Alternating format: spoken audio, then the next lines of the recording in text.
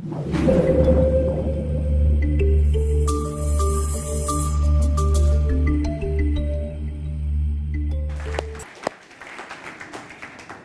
the rain let up, or are you guys just super committed to church? Awesome, super committed. I know that.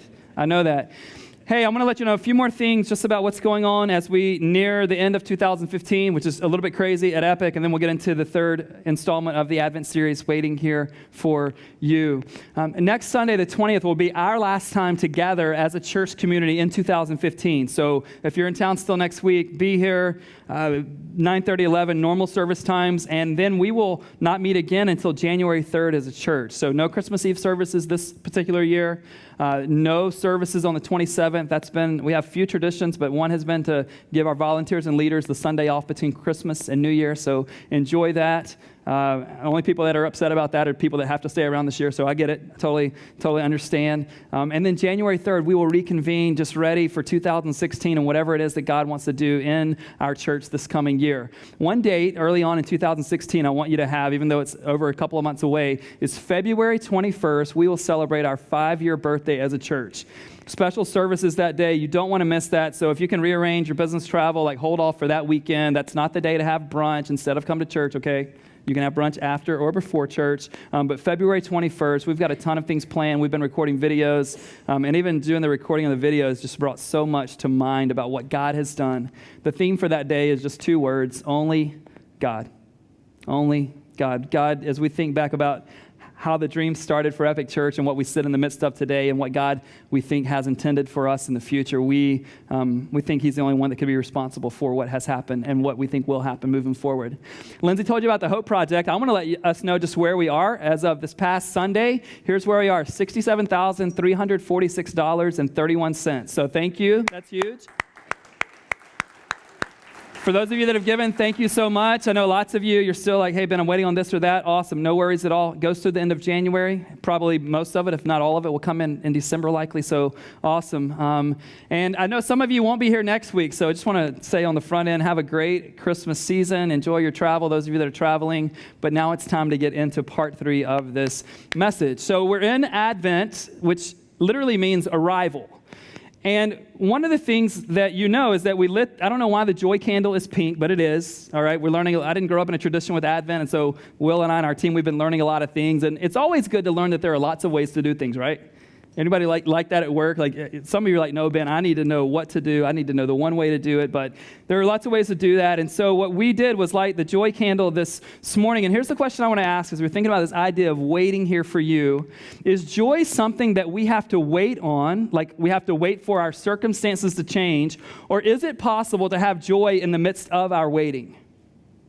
It's a great question. Now, I know what the church answer is, but I also know what's true in my own experience. Usually, I'm waiting for something to change, waiting for something to start, waiting for something to stop, waiting for another human being to get their act together, or anybody, right? Waiting for my finances to change, and then I can have joy. But is it possible for me and for all of us to have joy in the midst of our waiting? As you think about the next 3 weeks, as we go into Christmas and just the first of the new year, it brings up a lot of things depending on what your family's like and where you're traveling and all of that. But what are the things that have to happen in your life for you to have joy in the next 3 weeks? I want to ask you a few questions to help you get started. Who are the people you must spend time with in order to have joy these next 3 weeks? Who are the people you must avoid in order to have a little bit of joy left these next 3 weeks? Anybody, you have those people when they walk into the room, like whatever the joy factor was, it just crashes, right? Who are those people? What Christmas gift do you have to get to maintain joy in this season? Now, I know your response, Ben, we're adults. We don't care about what we get. Bull. You do care about what you get. There's something you want. You've let people know, and you want the most special person. Maybe it's your parents for you are going to get you something, a friend, a spouse, a significant other, a coworker. There's something that you want. You've let it be known in subtle ways because you're not that guy that's dying for a Christmas present, right? And whether or not they give it to you is going to determine whether or not you have joy. I know you play it cool, like, oh, I'm not really into that. Here's what's going to happen. You're going to be with that person. They're going to give you the gift. And whatever it is, whether it's the gift that you wanted or it's not the gift that you wanted, you're going to say the exact same phrase regardless. You really shouldn't have. Now, if they give you the gift that's not the gift that you wanted, when you say you really shouldn't have, you mean you really shouldn't have. If it is the thing that you're dying to have and you've let it be known in subtle ways, right? And by the way, ladies, if you told us back in March, we don't remember. You had to keep us updated. I need Shauna to text me in December, what is it? It'd be great if you'd order it too, but whatever. But if you get the gift that you did want from the person you wanted the gift from, you're going to say to them, you really shouldn't have. And what you mean is, you better be glad you did, right? You better be glad you did.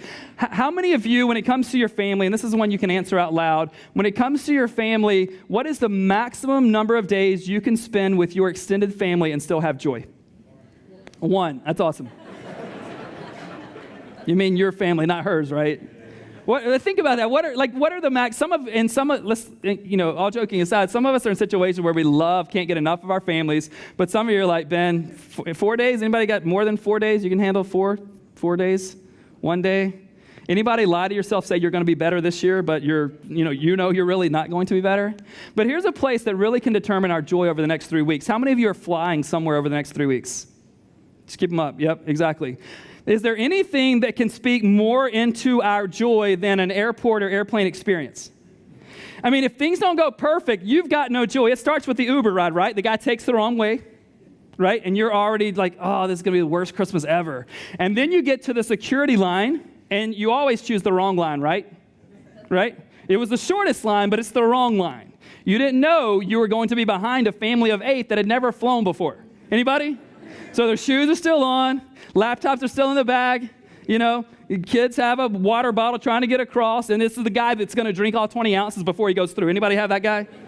I'm just going to make a point right here. And so already you've not even got through security and your joy is over for the whole season. You've told yourself. But assuming it goes okay through security, your joy is determined by how far your gate is away, right? How far your gate is away. And then when you get there, this isn't me, but I know how some of you work and all the perks that you get and you're elite this and elite that. What determines your joy once you get to the gate is where you are on the upgrade list. Anybody? I know you're like, Ben, I'm not that pompous, but yeah, that's me. All right, and what can derail your joy is if you get there and you're number 18 on the list and there are 17 spots open. Anybody? And not only can that derail your joy, but there is a woman or a man with a speaker microphone that can determine whether or not you're going to have joy by what they tell you, right? Because some of you, I know how you are, you have already purchased priority access or you have that credit card just so you can go first before everybody else. And that person, you're ready to go, you've got everything ready, the person comes on and they're like, excuse me, passengers in the boarding area. Flight 1671 to New York's LaGuardia Airport. Just say LaGuardia, man, we know where it is. To New York's LaGuardia Airport, it has been delayed, probably by a couple of hours, but just in case it hasn't been delayed by a couple of hours, don't go anywhere outside of the gate. Right? And you're like, well, where is the plane now? It's actually still in New York, but it'll only be a couple of hours. But don't go anywhere outside the gate area. Wait a minute. It's still at LaGuardia, and I can't leave the gate, and it might be 2 hours. And before you ever get on the plane, you're just sunk. I remember Sean and I, we will celebrate 15 years of marriage Wednesday. We were babies when we got, I know. And we got married on December 16th, and Sunday morning the 17th, we're on a plane. We're already seated. I think we're both asleep, and the person on the plane comes and says that this flight to Boston, we're going to New Hampshire, this flight to Boston has been canceled. And so we're like, that's terrible. And there were no more flights out that day. And so it really can derail, but I was a newly married man. It was all good. You know what I'm saying? You know what I mean, Dad. Like I just yeah. So the airports and airplanes can decide how much joy we have or we don't have. And then you get on the plane and it matters what seat you have, right? How many of you are window seat people? Keep them up high, just trying to see what brotherhood I'm a part of, sisterhood, fraternity I'm in. I'm a window person. Us window people, we can control ourselves. We have a little bit larger bladder than the rest of you, but we don't want anybody walking over us. How many of you are aisle people, little bladders? Like, Ben, no, Ben, that's not my issue. I've got this circulation thing. I've got to get up every 38 minutes while I'm on the airplane. And, How many of you love humans so much that you're a middle person? Some of you single guys, I know this is true because it doubles the chance of you finding your wife on the plane. And so you just love humans so much, you're always in the middle. Well, we have 6 people in our family now, and that means a couple of things now when it comes to flying. We'll fly for the first time as a family of 6 on the 21st. And it means something that's good news and something that's bad news. The bad news first. 6 times anything is a lot of money. Anything, right? Like, it doesn't matter what the deal is. 6 times the deal, it's still not a deal, right? But it does mean because there are 6 of us, we don't have to worry about who we're sitting beside on that airplane. And because mom and dad buy those flights, we tell people where they're sitting on that airplane, and we still have some little people among us, and so it's all right. You know, like, we don't have to worry about that.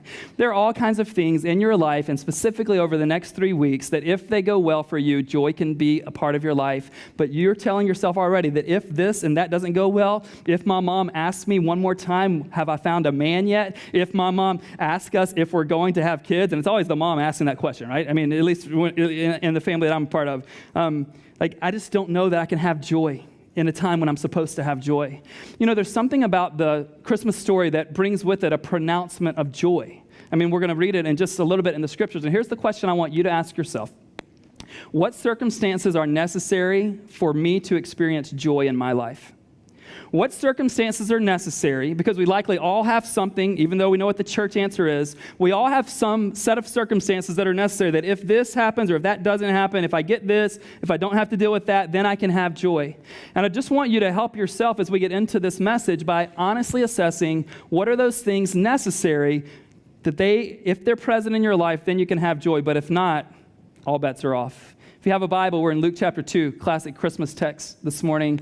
If you need a Bible, just raise your hand. We'll get one to you, and you can follow along. Just keep your hands up if you would like a Bible this morning.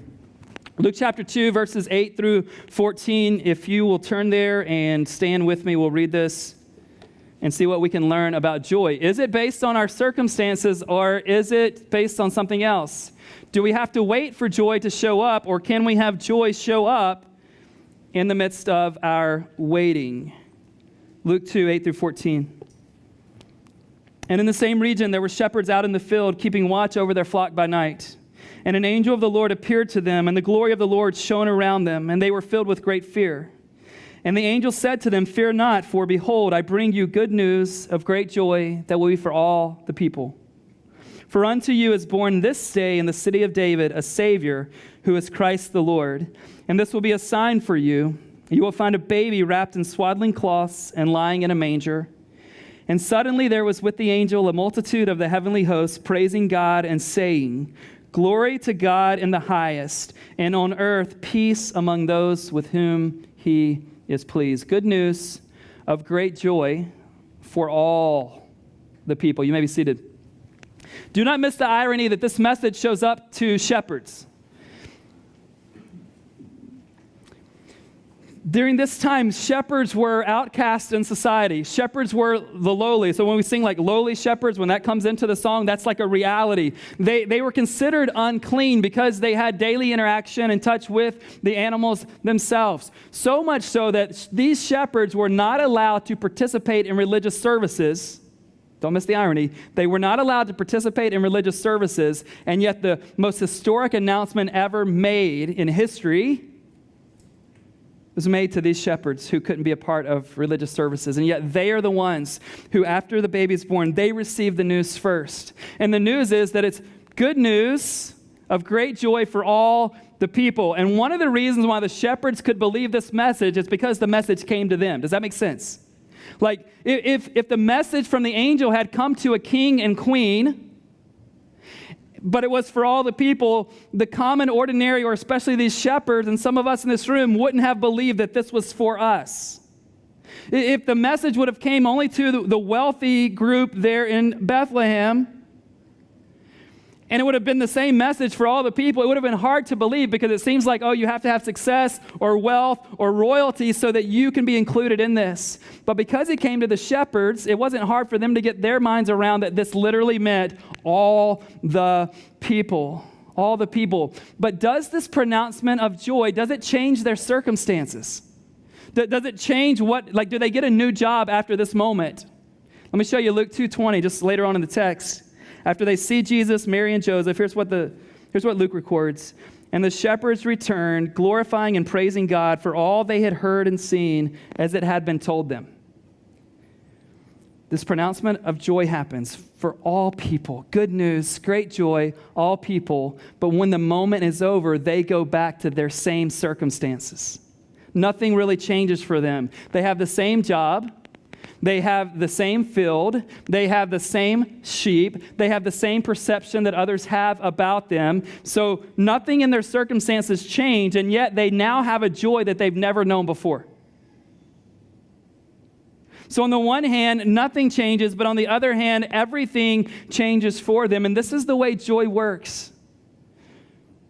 This is the way joy works. True joy changes everything, even when nothing changes with our circumstances. True joy changes everything, even when nothing changes with our circumstances. So I want to ask you again, what has to happen circumstantially in your life and in your life and in your life for you to be able to have joy? Well, what is joy dependent on? Have you found yet a joy that isn't dependent upon wealth or success or beauty or personal health or the weekend or vacation or reconciliation? Have you found a joy that isn't dependent on all of those kinds of things? And what Jesus is wanting to do and what this pronouncement must mean is that he's giving us something deeper than our circumstances. He's giving us something that's not dependent upon our circumstances. Because when this pronouncement is made, good news of great joy for all the people, only two options exist with Jesus' arrival. One is that his arrival means that all of our circumstances will be amazing. Or two, his arrival of the promise of joy must mean that we can have joy despite our circumstances. Some of us have been buying the lie that I need X, Y, and Z to happen or not happen, and then I can have joy. I need this to happen, and then I can have joy. But if it doesn't happen, all bets are off. And what I want to do over the next few moments is take you through some scriptures and show you where circumstances were bad, but joy was present. Okay, so just bear with me. First one I'm going to show you is 2 Corinthians chapter 8. In this letter to the Corinthians, at this part of the letter, Paul is writing about generosity. And he wants the wealthy Corinthian church to know about the generosity of the Macedonian churches. Listen to what he says in 2 Corinthians 8, 1 and 2. It'll be on the screen. Paul writes to the Corinthian church, "We want you to know, brothers, about the grace of God that has been given among the churches of Macedonia." Listen to this. "For in a severe test of affliction, their abundance of joy and their extreme poverty have overflowed in a wealth of generosity on their part." So I want you to listen to the circumstances first. And when Paul uses four phrases here, two circumstances, two of their inner realities, he uses these big descriptors for everyone. And so here's what he says about their circumstances. They were in a severe test of affliction, right? Not just a test of affliction. It was severe test of affliction. And they experienced poverty. Not just any poverty. What kind of poverty? It's in the verse. Extreme poverty. So severe tests of affliction, extreme poverty, but then when he talks about their joy, he uses a superfluous descriptor there as well. What does he say? They had an abundance of joy. I don't know about you, but if I'm in a severe test of affliction and I'm living in extreme poverty, there's nothing joyful about me. Some of us in this room, I can't say this everywhere in the world, but some of us in this room have yet to have the privilege of trying to learn joy despite negative circumstances. You're like, Ben, why would that be a privilege? Here's why it's a privilege. For those of you who've always won, for those of you who've always had success, for those of you who always got into the thing that you applied for, you've not yet had a chance to know if you actually have joy in your life. You're like, Ben, what do you mean? I have these circumstances, so joy's always been really high. No, because joy has to be something that goes deeper than circumstances. Remember what the message was from the angels. This is good news of great joy for how many people? For all the people. So however you and I define joy, the same way or the same word and definition must be used anywhere in the world. So I want to ask you again, what circumstances have to be present in your life for joy to exist? When Paul wrote a letter to the church at Philippi, the book of Philippians, he had a theme for that entire book, but he's writing the book from prison. Now, if I'm writing something from prison and there's a theme to what I'm writing, my theme is like despair, loneliness, I hate these people, this is unfair, when I get out, I'm going to be thrilled. Do you know what his theme was in prison? This is not a trick question. It's like the point of today. Do you know what his theme was in Philippians? Joy. Joy. Let me give you one verse that sums up everything he wrote about. Philippians 4:4, Paul writes this, in prison. Simple but deep. Rejoice in the Lord always. Again, I will say rejoice. What secret had Paul learned that seems to elude most of us? What secret about joy had Paul learned so that he's in a prison cell and he's writing, rejoice always? If Paul had had a ton of success, if he was really wealthy at this moment, and he said to us, rejoice always, we'd be like, Paul, that's super easy for you to say, wouldn't you? Right? No one struggles with joy, or maybe it's more like dopamine, when they become wealthy. You with me? If Paul was in this amazing place circumstantially and he writes to the church, hey, rejoice always, they'd be like, Paul, that's easy for you to say, but I've got this health issue. But I think it adds weight to it that Paul's writing from prison and going, hey, I've learned to rejoice always. What's the secret? Paul learned what he should rejoice in, not that he had to rejoice when. Most of us rejoice when. We rejoice when we get the job, when we start a family, when we get to the weekend, when we can go on vacation, when she comes back to me, when my parents quit fighting, when. Most of every one of us in this room, we rejoice when. And Paul's going, I've got a secret that goes deeper than when. I'm giving you something to rejoice in. Here's what Paul's basically saying. Don't rejoice when your circumstances change. Rejoice in the Lord who never changes. He's giving us something stable. He's giving us something steady. And here's what you've got to know. We've all lived long enough to know that this thing doesn't stay steady. The stock market doesn't stay steady. Your job doesn't always stay steady. Your bank account doesn't always stay steady. Your relationships, God knows, don't always stay steady. So Jesus is offering us a joy that is steady, a joy that is not changing. Most of our joy rises and falls with our circumstances. Every one of us in this room, most of our joy rises and falls with our circumstances. Jesus is going, hey, you can have joy in me, not have to have joy when it all changes. Here's what you've got to know that most of us don't yet believe. Joy doesn't have to reside on the other side of your waiting. Say it again. Joy doesn't have to reside on the other side of your waiting. Some of you are like, but Ben, I'll be happy when. It doesn't have to live on the other side of that thing. It doesn't have to live on the other side of your illness or your terrible financial situation or the fact that you're still in debt. And you're like, Ben, when I get out of debt, I'll have joy. Ben, when the marriage gets healed, I'll have joy. Ben, when my kids sleep through the night, I'll have joy.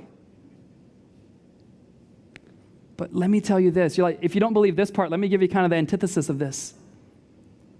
Do you know some wealthy people who lack joy? Do you know people that have a big home who lack joy? Do you know people that on paper have everything and yet they don't know how to smile? Why? Because the things that we've promised ourselves would bring us joy can't in and of themselves deliver. But what's awesome is that we can have joy without having to have any of those things. Paul said to the Thessalonian church, 1 Thessalonians 5:16 through 18, rejoice always, pray without ceasing. Give thanks in all circumstances, for this is the will of God in Christ Jesus for you. So you need to understand that this is really important. It's not just God saying, hey, I'm giving you a way to have joy. He's saying to us, I'm giving you an expectation that you should be filled with joy. Isn't that interesting? It's not like God's like, hey, if you'll learn the secret, then you can have joy if you want it. No, what did Paul say? The will of God for you is what? To rejoice always. And I think the keys to that are there in the next two verses. Pray without ceasing. Give thanks not for all circumstances, but you can give thanks in all circumstances. Good news of great joy for all the people. However you define joy, it's got to be a definition that works anywhere in the world.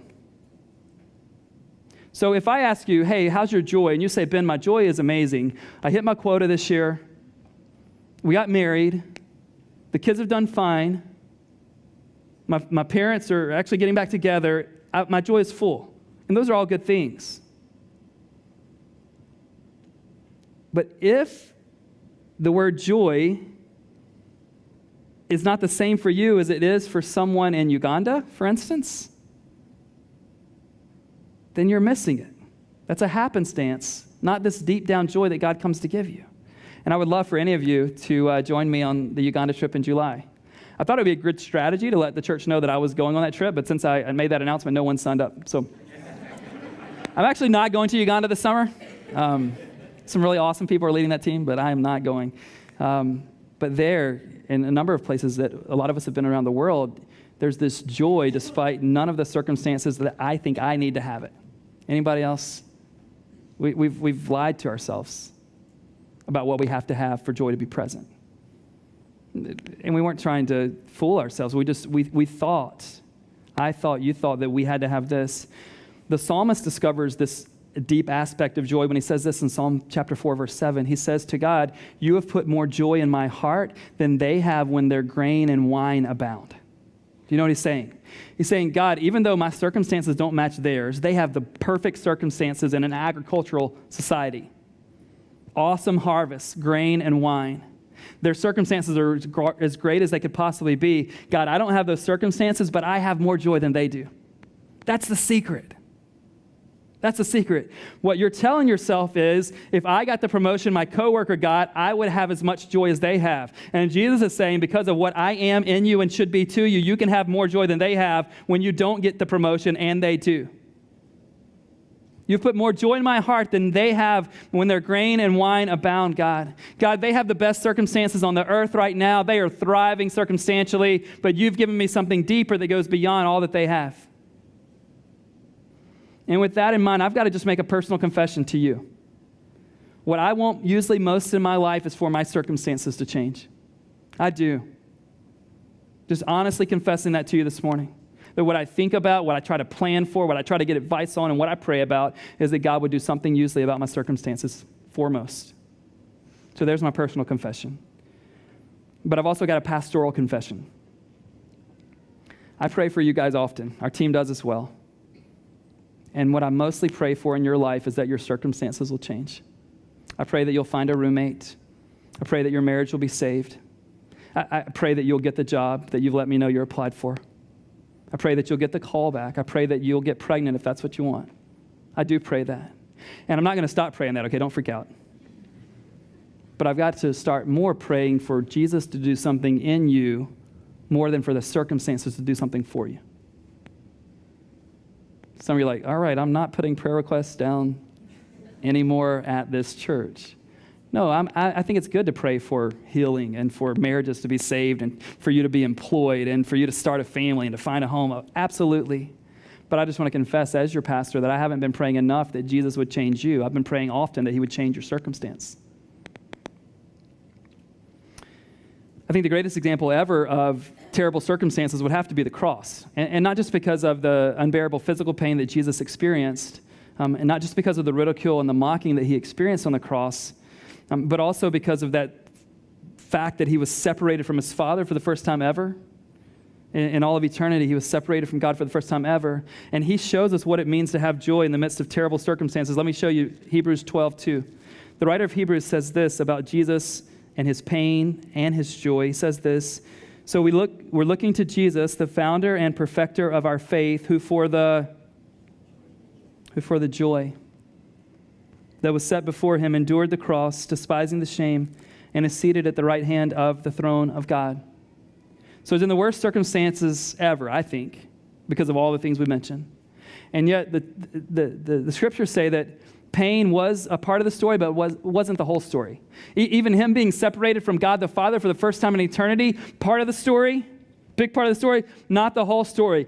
What the writer of Hebrews is telling us is that there's another story happening amidst all the pain. It's a story of joy because of what's being accomplished in that moment.